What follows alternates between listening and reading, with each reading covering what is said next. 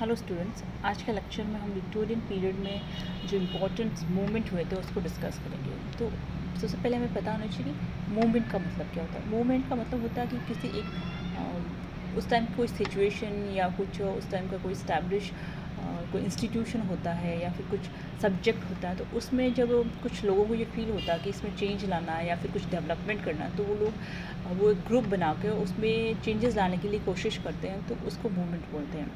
तो कुछ important movements हैं, जैसे कि ऑक्सफोर्ड मूवमेंट हुआ था, एस्थेटिक मूवमेंट हुआ था, साथ में प्री रेफलाइट मूवमेंट भी था। सबसे पहले हम ऑक्सफोर्ड मूवमेंट को डिस्कस करते हैं। ऑक्सफोर्ड मूवमेंट जो मूवमेंट थी वो थी चर्च ऑफ इंग्लैंड, जिसको कि एंग्लिकन कैथोलिसिज्म भी बोलते हैं। उसके अंदर जो हाई चर्च के जो मेंबर्स थे, जो कि 1833 से 1845 के बीच में थे, या इस ड्यूरेशन में ये मूवमेंट चली थी, उन हाई चर्च के जो मेंबर्स थे उनको ये फील हो रहा था या फील हुआ कि जो कैथोलिक चर्च ऑफ इंग्लैंड में जो कैथोलिक डॉक्ट्रिन्स और जो प्रैक्टिसेस हैं उनको सही से फॉलो नहीं किया जा रहा है। वो अपनी जो मेन स्ट्रीम है उससे अलग होने लग गई थी। तो वो वापस जो रूट्स थी कैथोलिसिज्म की या क्रिश्चियनिटी को, वो वापस उसको इस्टेब्लिश करना चाहते थे कि वे जो एंग्लिकन चर्च हैं उसको वापस उसकी रूट्स की तरफ ले जाए, मतलब वापस जो उसकी जड़ें हैं या जो मूलभूत जो उसकी बुनियादी मूलभूत चीज़ें हैं उनकी तरफ वापस ले जाया जाए। तो ये ऑक्सफोर्ड मूवमेंट उसके लिए हुआ था। और इसको ऑक्सफोर्ड मूवमेंट इसलिए कहते हैं क्योंकि इसके जो जितने ज़्यादातर जो डिवोटीज़ थे या फिर जितने भी मेंबर्स थे वो यूनिवर्सिटी ऑफ ऑक्सफोर्ड से एसोसिएटेड थे। तो इसलिए इस मूवमेंट को ऑक्सफोर्ड मूवमेंट भी किया जाता है। और इस मूवमेंट के जो मेंबर्स थे वो जो पुराना ट्रेडिशन ऑफ फेथ और ट्रेडिशन ऑफ जो फेथ था पुराना, मतलब जो रोमन कैथोलिक्स में था, उसको वापस एंग्लिकन लिटर्जी या थियोलॉजी में इस्टेब्लिश करना चाहते थे। और 1840s मतलब ऑलमोस्ट 1840s के लगभग इस जो मूवमेंट के जितने भी ज़्यादातर जो मेंबर्स थे उन्होंने अपने आप को एंग्लिकन चर्च से हटा लिया था और अलूप कर लिए थे, यानी कि दूर हो गए थे, और उन्होंने अपने आप को कन्वर्ट किया था रोमन कैथोलिक्स में, मतलब वो धर्म अपने आप को परिवर्तित कर लिया था रोमन कैथोलिक्स में। और इस मूवमेंट को क्योंकि जो इस मूवमेंट की जो फिलोसफीज़ थी या फिर जितने भी जो कुछ प्रोज राइटिंग हुई थी फिलोसफीज़ को उन्होंने टेक्स्ट में लिखा था। टेक्स्ट मतलब एक प्रोज राइटिंग होती है, टेक्स्ट भी पैम्पलेट्स टाइप के होते हैं, तो इसलिए इस मूवमेंट को टेक्टेरियनिज्म भी कहा जाता है। और इसके जो भी प्रोज हुआ था या जो पैम्पलेट्स हुआ था उनकी जो सीरीज़ पब्लिश हुई थी वो हुई थी 1833 से 1841 के बीच में, the tracts for the times के नाम से पब्लिश हुए थे। और इसमें जो इम्पोर्टेंट राइटर्स थे वो थे न्यूमन्स, हेनरी न्यूमन थे, और उन्हीं के नाम पे फिर इस मूवमेंट को न्यूमैनिटीज़ भी बोलते हैं। और उसके जो दूसरे जो वेल नोन टेक्टेरियंस थे जिन्होंने की प्रोज राइटिंग की थी इसमें या पैम्पलेट्स लिखे थे वो थे John Keble, Charles Marriott, Richard Froude, Robert Wilberforce, Isaac Williams and William Palmer. तो इसमें से जो जॉन कैबल थे उनका एक सरमन आया था एंड जिसका नाम था, जो कि एंटाइटल था नेशनल एपोस्टेसी, जो कि जुलाई 14, 1833 को पब्लिश हुआ था। और हेनरी न्यूमैन के हिसाब से यहीं से ही ऑक्सफोर्ड मूवमेंट की बिगनिंग हुई थी, मतलब शुरुआत मानी जाती है। कब से? 1833 से, जब जॉन कैबल का वो ऐसे या फिर सरमन पब्लिश्ड हुआ था। और न्यूमन और कैबल और फ्राउड को ये फील होता था कि जो चर्च की जो इविल कंडीशन है कि बुरी हालत है उसमें सुधार या रेमेडी किस तरह से की जा सकती है, वो की जा सकती है चर्च को जो उनकी पुरानी जो थियोलॉजिकल या स्पिरिचुअल रिन्यूअल, मतलब जो उसकी पुरानी जो धर्म में या फिर जो उसकी आध्यात्मिक में अगर हम वापस रिन्यू किया जाए, यानी कि उसका पुनरुद्भवन किया जाए या उसमें विचार किया जाए, या जो पुराना जो रोमन कैथोलिक्स है उसको वापस जोड़ा जाए, तो इसमें चर्च में जो बुराइयां हैं उसको कवर अप किया जा सकता है। दे held that the Catholic heritage of the book of common prayer 1757 में पब्लिश हुई थी। और इसमें उनको ये फील होता था कि अगर बुक ऑफ कॉमन प्रेयर को वापस से लोगों की तक पहुँचाया जाए या वापस डिस्कवर किया जाए, तो फिर इससे जो तो फिर जो कैथोलिक है, जो अभी एंग्लिकन कैथोलिसिज्म है, उसमें वापस रिफॉर्मेशन आया जा सकता है। आगे है कि इन्होंने ये डिसाइड किया था कि जो इनका जो मैसेज है जो क्लर्जी तक, आम लोगों तक किस तरह से पहुंचाए, तो उन्होंने डिसाइड किया कि पैम्पलेट्स के थ्रू पहुंचाएंगे। और इन्हीं पैम्पलेट्स को टैक्स बोलते थे, जो कि टैक्स ऑफ द टाइम्स में पब्लिश हुए थे। सॉरी द जो नेक्स्ट मूवमेंट है वो द प्री रेफेलाइट ब्रदरहुड, जिसको कि प्री रेफेलाइट्स भी कहा जाता है। ये जो एक ग्रुप था इंग्लिश पेंटर्स का था, जो कि ग्रुप में पेंटर्स भी इंक्लूड थे, पोइट्स भी थे, आर्ट क्रिटिक्स थे भी थे। और ये इसकी जो फाउंडेशन हुई थी या 1848 में ये फाउंडेड हुआ था। और इसके जो मेंबर्स हैं वो है William Holman Hunt, John Williams, DG Rossetti, William Michael Rossetti, James Collinson, Frederick George Stephens and Thomas Woolner. ये 7 मेंबर्स थे जिसने ब्रदरहुड की इस्टेब्लिश किया था। और ये जो मॉडल था वो नाज़रीन मूवमेंट पे बेस्ड था। अब ये है कि नाज़रीन मूवमेंट क्या थी। नाज़रीन मूवमेंट एक 19th सेंचुरी में जर्मन पेंटर्स के द्वारा एक मूवमेंट चलाई गई थी, जिसमें वो आर्ट में स्पिरिचुअलिज्म को रिस्टैब्लिश करना चाहते थे, मतलब आर्ट में आध्यात्मिकता को वो प्रेजेंट करना चाहते थे। और इनका नाम नाज़रीन इसलिए पड़ा था क्योंकि इनकी जो कपड़े पहनने की जो हेयर स्टाइल था, कपड़ा पहना और उनकी जो हेयर स्टाइल थे वो बिब्लिकल थी। बिब्लिकल मतलब जिसे बाइबल में वर्णन किया गया, क्लोथिंग किस तरह से हो, हेयर्स कैसे हो, वैसी जो इस टाइम के जो पेंटर्स थे या इस ग्रुप के जो मेंबर्स थे उन्होंने इस टाइप की हेयर स्टाइल और इस तरह की क्लोथिंग की थी, इसलिए इनका इस मूवमेंट को नाज़रीन मूवमेंट भी बोलते हैं। और जो ये जो पेंटर्स का जो ग्रुप था, this group of the young British painters who banded together in 1848 in reaction against what they conceived to be the unimaginative and artificial historical painting of the Royal Academy, and who purportedly sought to express a new moral seriousness and sincerity in their works। और ये जो movement के जो जितने भी members थे जो कि 1848 में फॉर्म हुआ था, उनको ये चीज़ उन्होंने ये रिएक्शन अगेंस्ट, मतलब उनकी जो ये प्रतिक्रिया थी किसके अगेंस्ट, जो इन अनइमेजिनेटिव, मतलब जिसमें पेंटिंग चल रही थी रॉयल एकेडमी की, जिसमें कि कोई भी कल्पना का या फिर आर्टिफिशियल हिस्ट्री पेंटिंग जैसी थी, मतलब कल्पना का यूज़ नहीं करते थे, वो पूरा आर्टिफिशियलिटी लेवल में थे। They were inspired by Italian art of the 14th and 15th century, and their adoptions of the name Pre-Raphaelite expressed their admiration for what they saw as the direct and uncomplicated depiction of nature typical of Italian painting before the High Renaissance, and particularly before the time of Raphael। और ये जो इनका नाम, ये जो writers थे वो Italian art, जो कि 14वीं और 15वीं शताब्दी यानी रेनेसां से पहले जो इटालियन आर्ट था, पेंटिंग थी, उससे इंस्पायर्ड हुए थे।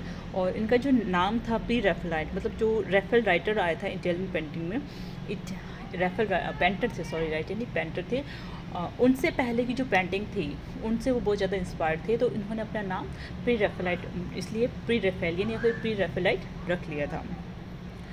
Although the Brotherhood's active life lasted not quite 5 years, its influence on painting in Britain and ultimately on the decorative art and interior design was profound। ये से तो जो ब्रदरहुड थे उसकी जो एक्टिव लाइफ थी वो काफ़ी, मतलब 4-5 साल की थी, मतलब बहुत ज़्यादा शॉर्ट टर्म थी, पर जो इनका इन्फ्लुएंस था ब्रिटेन में वो काफ़ी टाइम तक चला था, और डेकोरेटिव आर्ट में और इंटीरियर जो डिज़ाइन होती है उसमें बहुत ज़्यादा था। जिससे इनके जो आर्टिस्ट थे उसका तो हमने ऊपर डिस्कस कर लिया था। और the group continued to accept the concept of history, painting and mimesis, imitations of nature as central to the purpose of art। मतलब उनको mimesis यानी imitation of nature, जो प्रकृति में जो चीज़ें हैं उसको वो imitate करना चाहते थे, नेचर को। The Pre-Raphaelites defined themselves as a reform movement, created a distinct name for their form of art and published a periodical, The Germ, to promote their ideas। और उन्होंने जो एक periodical स्टार्ट किया था, periodical मतलब एक जो वीकली या फिर एक दिन छोड़ के एक दिन या फिर क्वार्टरली ये चलते थे, न्यूज़पेपर टाइप के होते थे, इनको पीरियडिकल्स बोलते हैं। तो उन्होंने अपना स्पेसिफिक एक पीरियडिकल निकाला था जिसका नाम था द जर्म, जिसमें उन्होंने अपने जो जितने भी विचार थे, जो रिफॉर्म करना चाहते थे आर्ट में, लिटरेचर में, जो भी था, उन्होंने अपने सारे आइडियाज़ इस पीरियडिकल में पब्लिश करना स्टार्ट किया था। नेक्स्ट जो मूवमेंट है वो है एस्थेटिक मूवमेंट। एस्थेटिक मूवमेंट जो है वो प्री रेफेलाइट से काफ़ी इंस्पायर्ड हुए थे। The roots of aestheticism can be traced back to 1860s. However, it was not until the 1880s that the movement gained noticeable popularity। जो इसकी जो रूट्स है यानी कि जो इसका आधार 1860s में ही हो गया था, पर जो पॉपुलरिटी में 80s में आई थी ये movement. The aesthetic movement is often associated with the French term fin de siècle, or the end of the century, which refers to the closing of an existing era and implies the beginning of a new one। और जो aesthetic movement थी वो एक French term था, उस fin day सिल्स जिसका अंत होता है, जिसका मतलब होता है सेंचुरी या शताब्दी का अंत। और उनका ये भी होता था कि जो पुरानी चीज़ है वो ख़त्म हो रही है and implying the beginning of a new, और उससे एक नई चीज़ या कुछ नई चीज़ का प्रादुर्भाव हो रहा है, मतलब उससे कुछ नई चीज़ उद्भव हो रही है, उत्पन्न हो रही है। It is often used to describe late 19th century Britain, a time when the ideas of Victorian age were losing precedence and being replaced by aesthetic values। और इसको इस तरह से भी डिस्क्राइब किया जा सकता है कि लेट 19th सेंचुरी में जो विक्टोरियन एज के जो मेन आइडियाज़ थे वो अपनी जगह खो रहे थे और उसकी जगह एस्थेटिक वैल्यू ले रही थी। The aesthetic movement denounced the sober morality and middle class values that characterized the Victorian age and embraced beauty as the chief pursuit of both art and life। और जैसे मैंने पिछले लेक्चर में describe किया था हमने या डिस्कस किए थे वॉल्टर पैटर को, तो वो इसके बहुत रिनाउंड एक राइटर थे, एस्थेटिक मूवमेंट के या मेंबर थे। तो इस मूवमेंट के जो राइटर्स थे या फिर जो मेंबर्स थे, उन्हें ये फील होता था कि आर्ट का काम या लिटरेचर का काम सिर्फ आर्ट के लिए होना चाहिए, मतलब वो सिर्फ ब्यूटी एक्सप्रेस करनी चाहिए, उसमें जो भी वर्क उनका वर्क होना चाहिए वो कोई मॉरल मैसेज लिए हुए या फिर कुछ पर्पस लिए हुए इस टाइप का या रिलीजियस पॉलिटिकल कोई तरह का मैसेज लिए हुए नहीं होना चाहिए। आर्ट में सिर्फ ब्यूटी प्रेजेंट करना चाहिए हम लोगों को। तो ये उसका लगता है कि आर्ट का सिर्फ इम्पोर्टेंट वर्क यही होता है कि ब्यूटी को प्रेजेंट करो लाइफ में। आर्ट ही वैसे नेचर से रिलेटेड हो गए थे ये लोग। It is an intellectual and art movement supporting the emphasis of aesthetic values more than socio-political themes for literature, fine art, music and other arts। जैसे मैंने बताया अभी कि एस्थेटिक जो मूवमेंट है उसका एम्फोसिस एस्थेटिक वैल्यूज़ पे ही था। सोशो पॉलिटिकल थीम्स या फिर लिटरेचर में उनका ये मानना था कि उसको इसमें प्रेजेंट नहीं करना चाहिए। This meant that art from this particular movement focused more on being beautiful rather than having a deeper meaning। Art for art's sake, मतलब जो भी ये वर्क करे या जो भी आर्ट का वर्क हो सिर्फ आर्ट के लिए हो, उसमें कोई आप मोरल मैसेज या एलोगोरिकल मैसेज या फिर कोई डीपर मीनिंग हो ये ज़रूरी नहीं है। It is centered on the doctrine that art exists for the sake of its beauty alone and that it needs serve no political, didactic or other purposes। The movement began in reaction to prevailing utilitarian social philosophies and to what was perceived as the ugliness and philistinism of the industrial age। और ये जो movement है वो reaction थी, प्रतिक्रिया थी किस चीज़ के लिए? उस टाइम की जो यूटिलिटेरियनिज्म था या फिर मटीरियलिज्म था, साइंस का बहुत ज़्यादा साइंटिफिक इन्वेंशन हो रहे थे, तो लोग ज़्यादा मटीरियलिस्टिक होने लगे थे, मतलब भौतिकवादी ज़्यादा होने लग गए थे और बहुत ज़्यादा संकीर्ण भावना को हो गए थे। तो उनमें ब्यूटी यानी कि नेचर की ब्यूटी या फिर जीवन की ब्यूटी या फिर आर्ट की ब्यूटी देखने की जो सेंस होता है वो रिड्यूस होने लग गया था। तो इसलिए उनमें वापस रिएक्शन आया था, मतलब प्रतिक्रिया दी थी इस चीज़ के लिए उन्होंने। It's philosophical foundation were led by the in the 18th century by Immanuel Kant, who postulated the autonomy of aesthetic standard, setting them apart from consideration of morality, utility and pleasure। तो इनकी जो philosophical foundation थी वो थी Emmanuel cantt की, जो उन्होंने की वो रिटर्न टू नेचर एक स्लोगन दिया था, मतलब प्रकृति की तरफ चलो, यानी कि प्रकृति की जो ब्यूटी है उसकी तरफ चलो। तो उससे ही बहुत ज़्यादा ये इंस्पायर्ड हुए थे। This idea was amplified by J.W. von Goethe, J. Eltic and some others in German and by Samuel Taylor Coleridge and Thomas Carlyle in England। The attitudes of the movements were also represented in the writing of Oscar Wilde and Walter Pater and the illustrations of Aubrey Beardsley in the periodicals The Yellow Book। और इनके जो attitude है यानी जो main features थे movement के वो present हुए थे। किसमें कौन कौन से राइटर्स की राइटिंग हुई? तो ऑस्कर वाइल्ड एंड वॉल्टर पेटर। साथ में एक ब्रेस्ले की जो इलस्ट्रेशन पीरियोडिकल थे उसमें इलस्ट्रेशन यानी कि सचित्र वर्णन किया था। द येलो बुक करके पीरियोडिकल था, उसमें जो इलस्ट्रेशन के थ्रू उन्होंने रिप्रेजेंट किया था इस मूवमेंट के जो भी एटीट्यूड्स थे। The artists and writers of aesthetic style tended to profess that the art should provide refined sensuous pleasure rather than convey moral or sentimental essays। In Britain, the best representative were Oscar Wilde and AC Swinburne। और जो Britain में इनके जो best representative थे वो थे Oscar Wilde और AC स्विंसबर्न थे। आज के लेक्चर में हमने जो विक्टोरियन एज में जो मेन 3 मूवमेंट्स हुई थी उनको डिस्कस किया था, जिसमें ऑक्सफोर्ड मूवमेंट था जो कि एंग्लिकन चर्च में हुआ था, उसमें रिफॉर्म करने के लिए वापस रोमन कैथोलिक चर्च की जो रूट्स है या जो मेन फंडामेंटल रिचुअल्स है, प्रैक्टिसेस है, उनको वापस इस्टेब्लिश करने के लिए थी। सेकेंड हमने डिस्कस किया था प्री रैफेलाइट मूवमेंट, जो कि पेंटर्स थे 1848 में ब्रदरहुड फाउंड हुआ था, और उसमें जो मेंबर्स थे उनको ये फील होता था कि वो इंस्पायर थे रैफेलाइट यानी कि 14 और 15 सेंचुरी इटली की जो पेंटिंग्स थी उनसे वो बहुत ज़्यादा इंस्पायर्ड हुए थे।